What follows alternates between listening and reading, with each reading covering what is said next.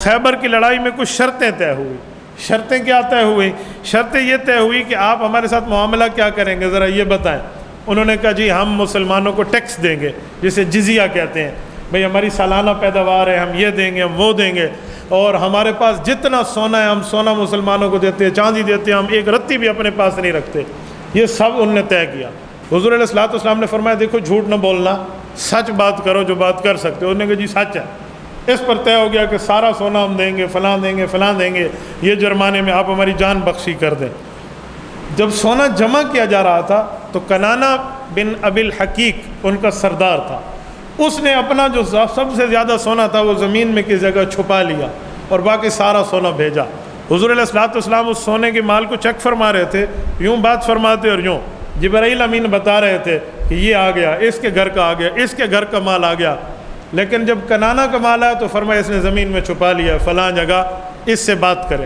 حضور علیہ الصلوۃ والسلام نے اس سے کہا کہ قوم کے سردار کبھی جھوٹ نہیں بولتے، قوم کے سردار کو سچ بولنا چاہیے۔ آپ کا یہ مکمل مال ہے؟ اس نے کہا جی میرا مکمل ہے اور کچھ بھی نہیں ہے۔ کہا کہیں چھپایا تو نہیں ہے؟ کہا جی نہیں میں نے نہیں چھپایا۔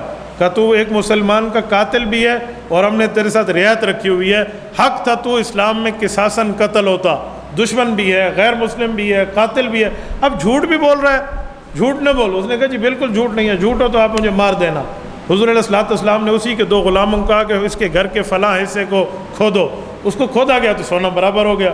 ویسے ہی اس کا خون اس مسلمانوں پہ حلال تھا کہ یہ ایک صحابی کا قاتل تھا تو اس کو اسی وقت ہی قتل کیا گیا ہے، اور اسی کی بیوی ہے حضرت صفیہ رضی اللہ عنہا ام المؤمنین جو بنی ہے حضور اکرم صلی اللہ علیہ وسلم کی بیوی، حضور پاک علیہ الصلوۃ والسلام کی۔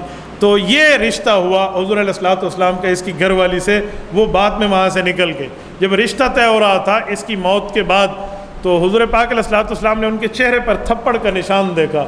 تو اس خاتون نے کہا کہ میں نے خواب دیکھا تھا کچھ دنوں پہلے کہ آسمان سے ایک چاند اترا اور میری گود میں آیا، اور میں نے اسی اپنے ظالم خامد کو سنایا تھا، تو اس نے میرے چہرے پہ تھپڑ مار کے کہا تھا کہ تو مسلمانوں کے نبی کی طلبگار ہے۔ یعنی اندازہ لگائیں خاتون کے دل میں رب العزت نے پہلے سے محبت پیدا فرما لی تھی۔ یہ حضرت ہارون علیہ الصلوۃ والسلام، حضرت موسیٰ علیہ الصلوۃ والسلام کے بڑے بھائی جو ہیں ان کی اولاد میں سے تھی۔